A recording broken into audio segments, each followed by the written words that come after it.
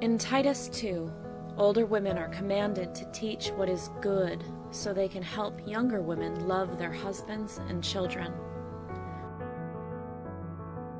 On today's show, you'll hear from older women who will share timeless, relevant biblical wisdom and personal, profound life experiences to help answer your questions and teach what God says is good so you can be the wife and mother you were created to be.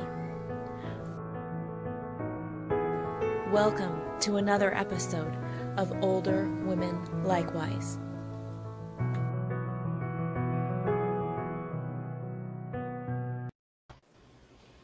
Good evening and welcome to another session, another program of Older Women Likewise. Cindy, how are you this evening? I'm great. Tonight I am parked in the driveway of Beth and Murray Wade, and I'm in Oak Ridge, Tennessee. Wonderful. In the Airstream. This is my house. Yep. This is my house for 2 years, Lord willing. Oh, that's quite an adventure. We love following what you're doing. You know, book. I love to see the pictures and places that you've been.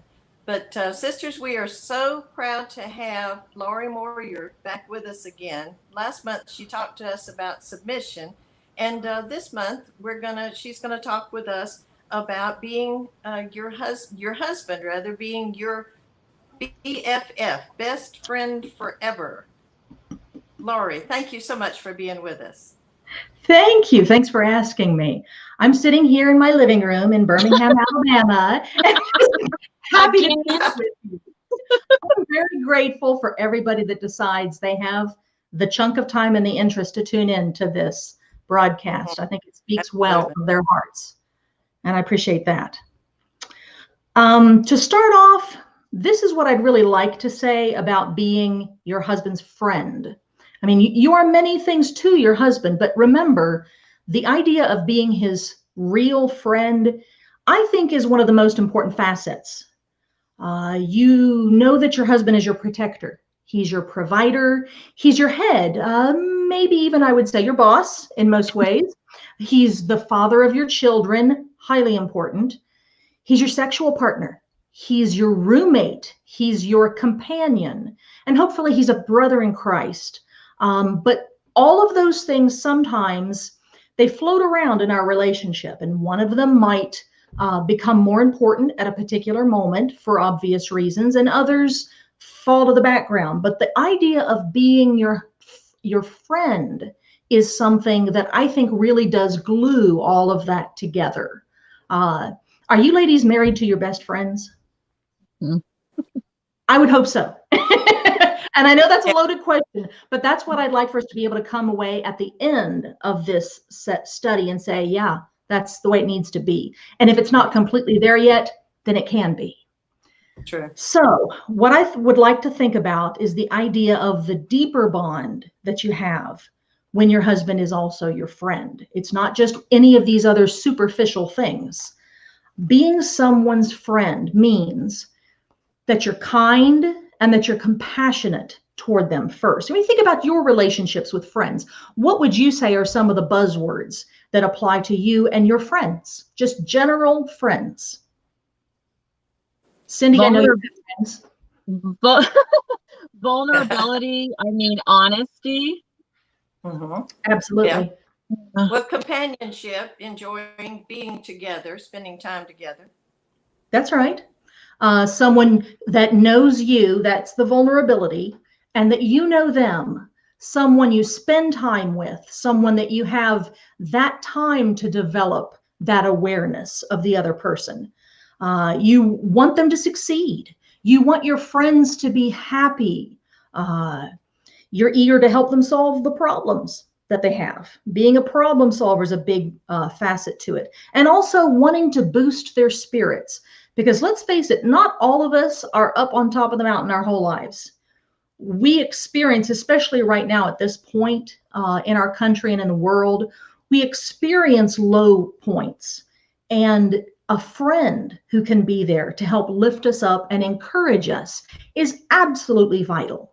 Well, We like to think of having best friends, people to spend time with and do things. But the person you spend the most time with, honestly, should be your husband.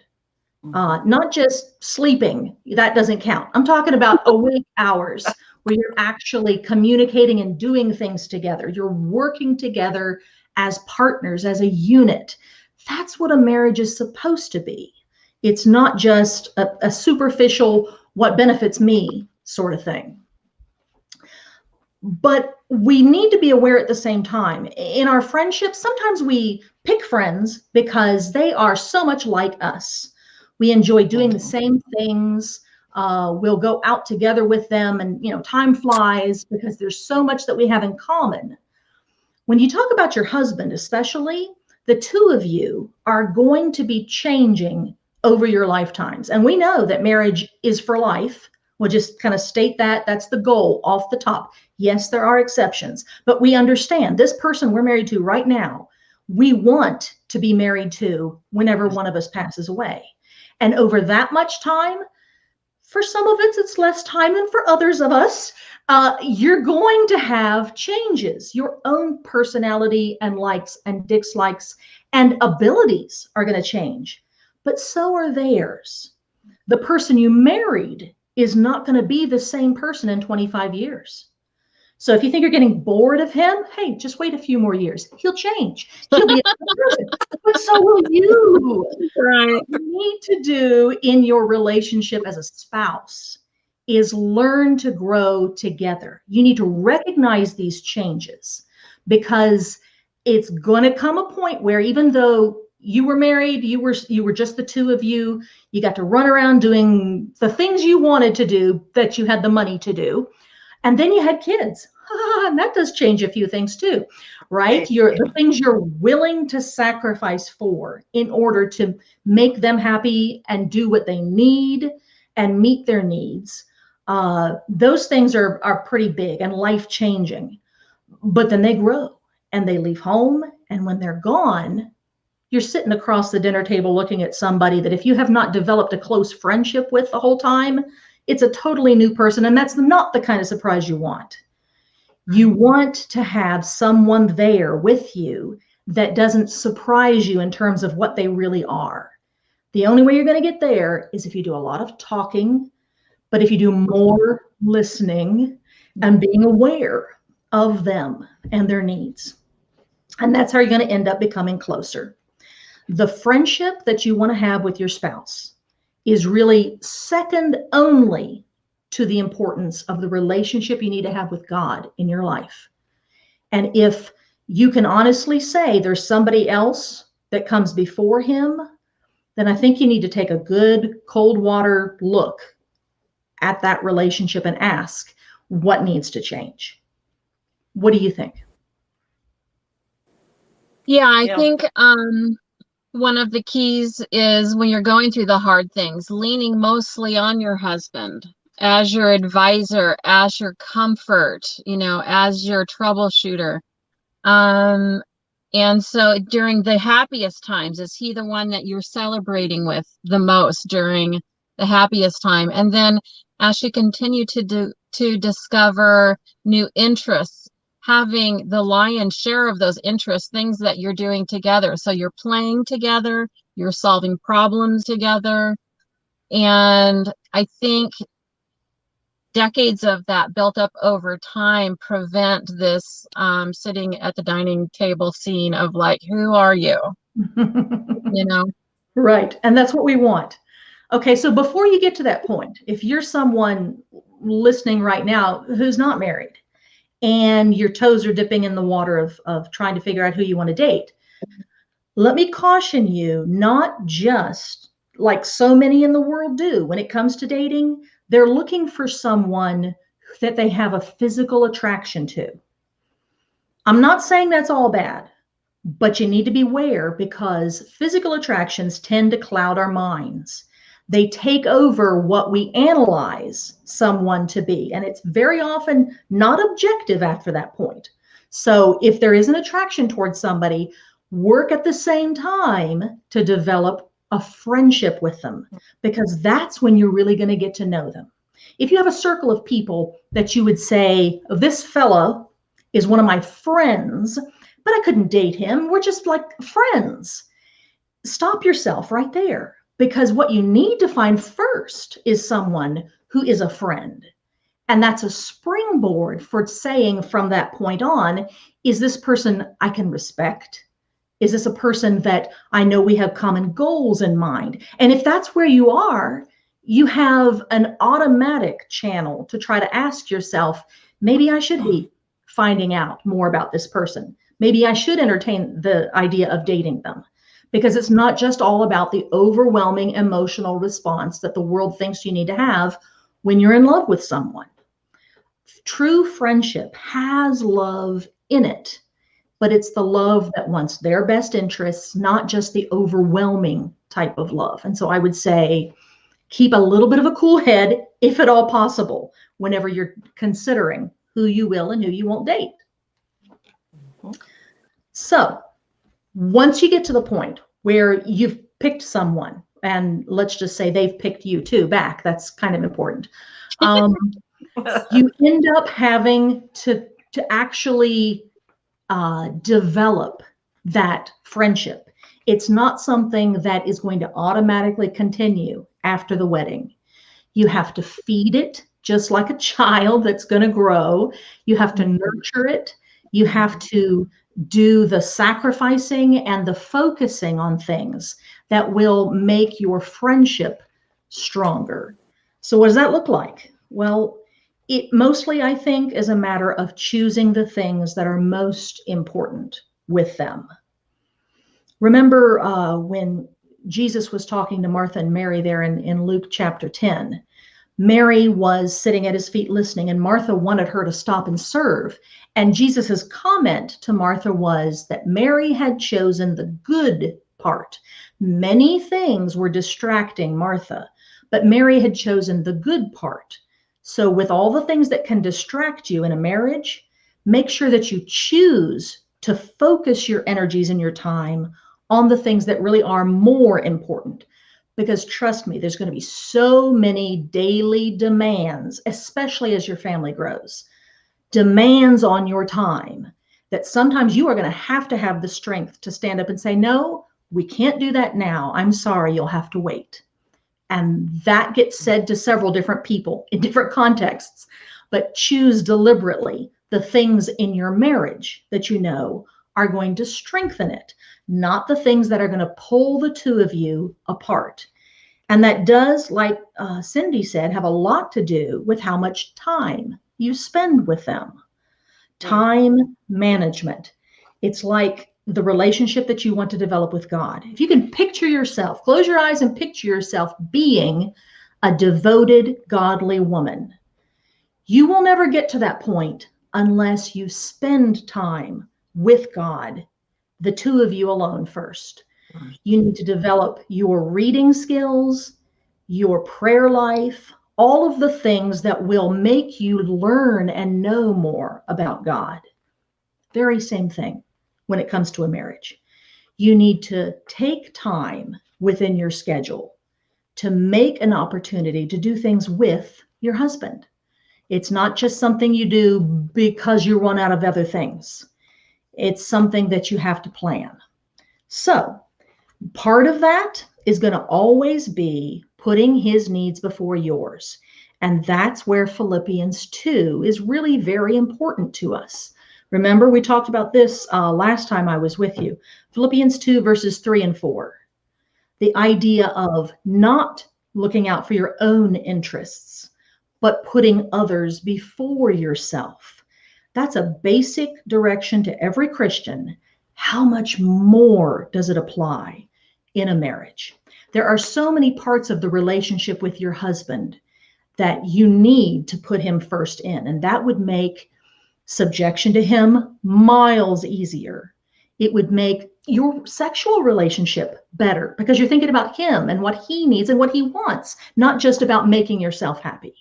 When you think about the whole idea of him as your provider, you're not going to overextend. You're not going to charge up your credit card. You're going to live within the means that you know you as a family unit can function within better. Any of those areas you can apply this to. If you abuse any of those privileges, you're not considering him above yourself. And what do we call that when you think more about yourself than somebody else? Selfishness. That's the big one. I mean, sometimes it's because of pride, but yeah, it's just downright selfishness. Now, 2-year-old being selfish, okay, I get that. I've been there as a mother. I've seen this. But this animal should not exist beyond the point of training them to know otherwise, right? You recognize that there's a bit of selfishness here. You train that out of whatever the specific circumstance is. So putting his needs before your own. And that's not just the same as saying, I'm doing this for him, spending bukus of time, which most women admit they don't really have in the first place, doing something that you claim, oh, this is for him. That's why I'm doing it. And if you really stopped and thought about it, maybe it's not for him. Maybe it's something you just like doing. Or maybe it's something you want to be able to say you did. Be honest and ask yourself those questions. Doing things with him is always going to be far more important than doing things for him. Obviously, some things just have to be done. You understand what I'm saying here? It's like with kids. Doing things with children is more important than just doing something that you claim is in their behalf. Yes? Yes, and I like your point about selflessness, because selflessness is a requirement to spend eternity with God. So you can see God's wisdom in giving us marriage so that we can, on a day by day, sometimes hourly by hourly level, sacrificing. And our husband is doing the same thing. But this is not only going to give us a happier marriage, but this is preparing us to live in the presence of God. We're to take on the qualities of Jesus. Jesus was the epitome of selflessness. And to be Christ-like, we need to put on his selflessness. And marriage is a great working ground for that, Absolutely. Absolutely. I think one of the things that you can do to build that is deliberately choose things to do, pastimes, hobbies, whatever you want to call it, that you will do together, things that you will have in common. Don't just indulge the pastimes that take you away from him. Develop more meaningfully the things that have you spending time with him. Having you spend time with the family is absolutely wonderful, but one step back from that, still spend time with him alone. Because like we said, you need to know him in a way that he's not going to open up to when all the kids are sitting around. So yes, spend the time, do things with him. Okay. I think the last thing that I'd like to really make sure we recognize in terms of our friendship is that things are not always sweetness and roses. And I'm not talking about his personality or your personality. I'm talking about the external circumstances. This life is full of trouble, and we see that. And it's easy to be friends with the person who is rich and spends money on you and the people around them, and everybody just admires. And it is far more difficult to be friends with the person who, maybe through no fault of their own, is experiencing downtime, a disability of some form, a shortfalling. Maybe it's a shortcoming. Maybe they're not the person that they want to be. And so having someone as a friend, Proverbs 17:17 tells us, it's going to be the person who's there at all times. A friend is born for adversity. Whenever things go the way that you wish they weren't, you're there anyway. You don't ditch and run. You stay with them because they need you. And honestly, you need them as much as they need you. When you got married, if you're over 40, you probably used the traditional wedding vows. I know they're out of style now, but I highly suggest and recommend them. For better, for worse, for richer, for poor, sickness and health, all of these opposing life circumstances, what you are affirming and reminding yourself of is that any of those extremes are going to be the things that you need to be there for them in. You need to be their true friend, no matter how many things they feel like are going against them in the world. They need to come to you because you are that rock, the comfort, not just the yes woman who'll say they're wonderful, they're fine, they get to do whatever they want to, but honestly, the person who pulls them toward God, not the person who pulls them away. Now, I think we see that when it comes to hard moments. We lose a job. We have things happen. A fire destroys our house. Things can happen that are just low moments in our lives. But I think we need to consider sometimes what looks like a high point in your life. You become rich and prosperous. Your business is doing well. You have lots of kids and grandkids around you. Those are also stressing moments. And they need you then as much as they did in the other struggles, because you need to remind them to focus their eyes on God, that life is not about just having good things now and the temporary pleasant happiness that this world can bring us. All of the good things that happen to us can be used by Satan to draw us away from God also. And so the sobering thought there is the good things are things we need to stick close to them during and not just assume, oh, they're fine. The hard times are the times when they probably are more willing to open up and share information with you. You need to learn, as most women are really good at, to be aware of them, not just what they tell you, because let's face it, that's not going to be a whole lot. What they show you, the whole unspoken cues, their tone of voice, the things that they say and that they focus on, that will tell you loads about where they are spiritually. And so you want to be with them to help bring them to the point where they want to be in their lives as well. Remember in John 7, Jesus was speaking to a lot of people there in Jerusalem at the temple. It was during the really big feast. And he said, if anyone wants living water, come to him if you thirst, then you will have springs of water coming from within you. It's not just a picture of, oh, you want something, God gives it to you and have everything you need. The springs of water are used even in the Old Testament to refer to refreshing, times of refreshing that you can give to other people. When you truly want the truth and you want God, you can find it and you can become a source of encouragement to everyone else around you, especially to your husband, especially then. So becoming a help to others is really what we're talking about.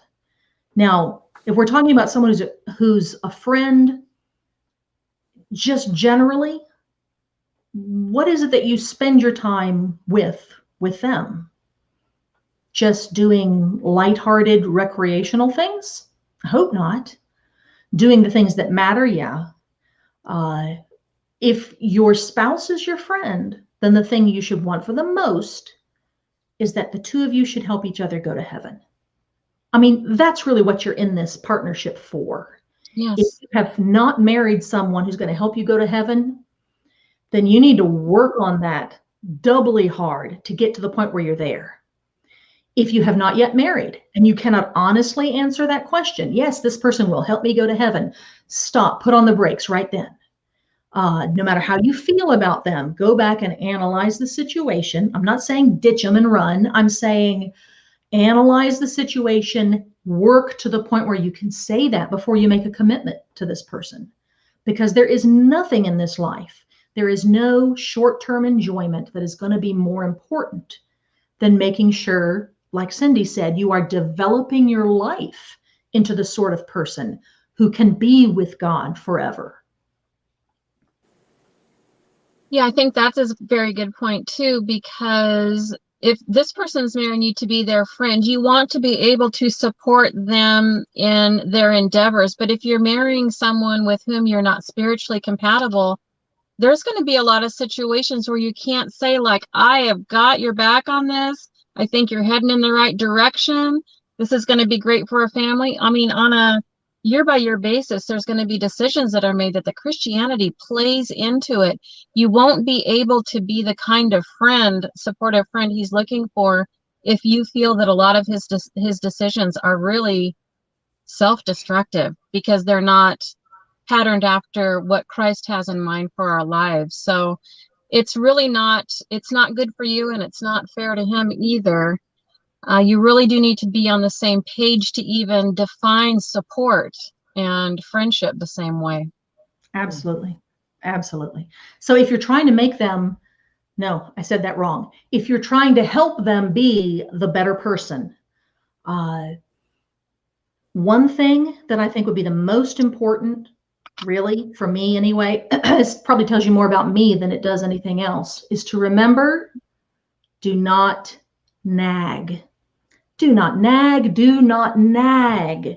Even if you see something that you think they really need to change this, it might be that it's your evaluation, your judgment of them that they need to change. Maybe you're not the perfect evaluator, maybe, maybe, but just browbeating them into doing something that you think they should be doing differently or better is not going to win anything. It puts you in a position where you're saying you really want to be in charge of them, if that's what you're doing, nagging until you get it done. You're being bossy, and that's not what you want as a woman, to develop a personality that's doing that. So tell them what it is that you observe. If they have said, remind me so that I do this or that, then yes, remind them.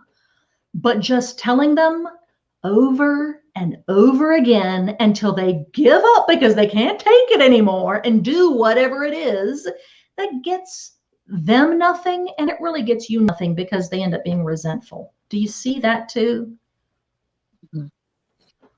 Yeah. That's such yeah. big. I had a salesman once call me, arguing with me, fussing at me, wanting me to buy their product. And I was like, I'm not going to buy your product because you're being ugly to me. And that's the same way with a husband. If you want them to become a certain way or do a certain thing, you're not going to do it by making it uncomfortable.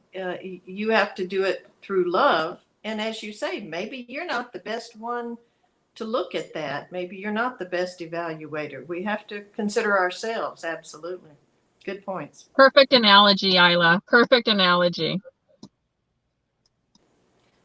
So what else can we do that will draw us closer together? Cindy, do you have any ideas? I do. I wrote down some ideas and I categorized them according to the stage of your marriage. So this little list here is ideas to make your friendship fun with your husband and your bestie. So, I mean, every couple is different. You invent, really, since every person is different, every couple is different. So you're going to invent, I think, in some ways, what enhances your friendship with your husband. It's going to be customized for sure.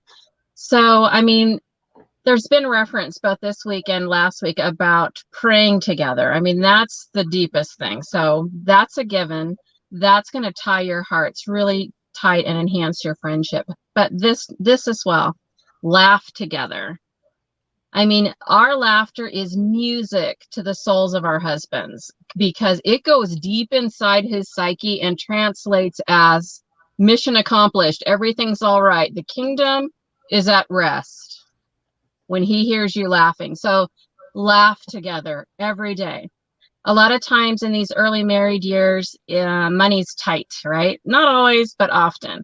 So my daughter and her husband would do this thing where they would go to the Dollar Tree and each of them would go and choose something for $2 that reminded them of the other person. And usually it was like a comedy thing, like here in the whole store, this is what reminded me of you. So that was a cheap date idea. Walks and talks in nature. That's another great thing. When money is tight, you're in your newly married years. It's free for one thing. And in a world where often there's very few people in subjection to God, when you're going out in nature, everything that you're looking at is fulfilling its reason for being created. That's why nature is so wonderful. And it feels so good to be out there because the birds are doing what the birds were created to do, the flowers, the trees, all of that. And so go and walk in nature, walk and talk. And then writing sweet letters back and forth in a shared journal is something that a lot of young couples get started on. And I think that'd be fun to read when you're old. You've been married 20, 30, 40 years. Go back and read letters that you wrote to each other in this little journal. So those are some little practical ways for young married couples to develop and enhance their friendships. So during raising the children, here's some fun ideas to enhance your friendship. Monthly date nights, like prearranged. See if there's somebody that maybe in your congregation that you could trade babysitting with.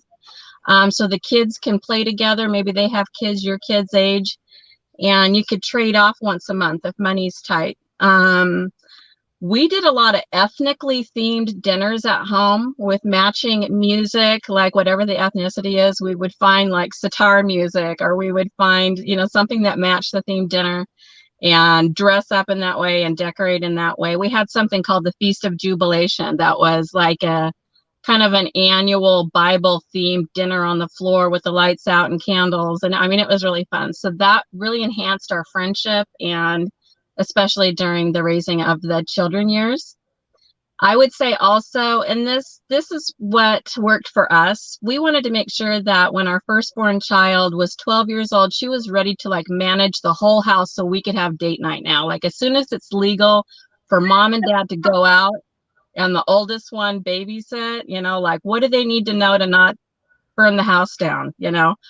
So we can go and start having date nights. Like that's a new era. When your oldest one's old enough to babysit, some younger ones, then, go have your date nights. No more looking for a babysitter. So that's a fantastic era in life.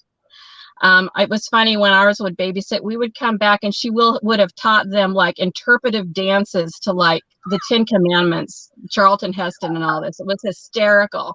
So we never knew what to expect when we got home. There'd be some kind of wild performance. It was so entertaining. And then lastly, one of the things that really built a lot of gratitude for me during these years, that my husband was my bestie because he gave me every Thursday night off. Like I'd look forward to Thursday night because I knew he's like, I got it covered. You go do whatever you want to do. If you want to sit in your car and catch up on whatever, if you want to go shopping, if you want to go to a movie, whatever you want to do, I'm here for you. And I'm like, wow, you're my bestie. So that was like during the years of raising children. And so finally I'll end with the later years. Fresh conversations. Like how many conversations have you had for all these decades? And so Mark and I have actually created a list. We took basically what we did was we had all these conversation books and stacks of cards, and I took the time to go through all of these and find the very, very best ones, so we wouldn't have to be like, oh, that's a bad question, this is a bad question. So I found 450 of the best ones, and we put them all in a document that we're actually going to share tonight. So what I calling them good questions. And so Mark and I do this when we're driving, and it's like 450 questions. We're on like 60 something right now. So we just go one by one. These are deep, like loaded questions. So I feel like they're really good for any of these age groups, obviously, but maybe by the time you've been talking for years and years, maybe these are at least some things that you guys haven't thought about talking about yet. So do new exciting things, travel, local adventures, dinner clubs. Mark and I used to, at our congregation, once a month, we'd go out with whoever wanted to from our congregation and go to a different ethnic restaurant. That was a friendship building situation. Concerts, plays, athletic adventures. I know some couples that develop their friendship together by reading books aloud to each other at night before they go to sleep. Or some couples do it separately and then kind of do like their little book club at night, like, oh, what did you think about the chapter today? That's a wonderful thing to do together. And then I would say sell the stuff that you don't need at your house on Facebook Marketplace or at a garage sale and use the money to buy a hot tub. So we bought our first one in 1999 for our 20th wedding anniversary, and it is a great place to sit and talk. I think hot tubs are good for marriages. That's just my opinion. And just pick at least one night a week where, okay, oh, it's Friday night. Like you got to kind of plan it or you forget it's in the backyard. But I would seriously say sell what you don't need, buy a hot tub. And I want to invite the viewers tonight that if you've got some other rated G ideas that you'd like to put in the comment section for building the friendship with your husband, we would all benefit from that. So that's what I have to add tonight. Thank you, Cindy. That's really good. Lots of good ideas, and it's really good that this is recorded so that you can share it with any of our viewers can share it with their friends. You can watch it again and get all those ideas. And also in the comments, you'll see a link to the questions that Cindy was talking about. Really great. I would add for Wallace and me that one of the things that we did when we got a bit older, we decided we really liked recliners. And so we bought 2 recliners so that we could sit and watch television. And probably within 6 months, I said, we're selling those recliners because it actually took us apart. Just the physical difference. Wouldn't think it would have made that much difference, but so we bought a love seat recliner, and we've had one ever since. We've several, reincarnations. I mean, we've had several of them, but if you sit that far apart, you grow apart, and just that little bit of physical closeness it makes a difference. It really did to absolutely us. Wonderful ideas. Thank you both so much. And Laurie, we appreciate so much your being with us and sharing your knowledge and wisdom. That's wonderful. Perfect. Thumbs up. We hope that you all will join us next week when Joyce Jamerson is going to talk about her book, Heading for Heaven. Some really good lessons, a wonderful Bible class workbook, some good lessons for us about heaven, the home that we're all striving for, where we're all trying to get to. So join us next Thursday. That'll be November the 19th for that program with Joyce. And also remember to tune in to Answering Religious Error on Tuesdays at 8 o'clock, and also to the question and answer on Wednesdays at noon. Great Bible information on both of those programs. And we really enjoy seeing them and hearing what they have to say. Thank you all so much for being with us, and we appreciate all that you share with your friends for us. And good night. Good night, ladies. Good night. Good night.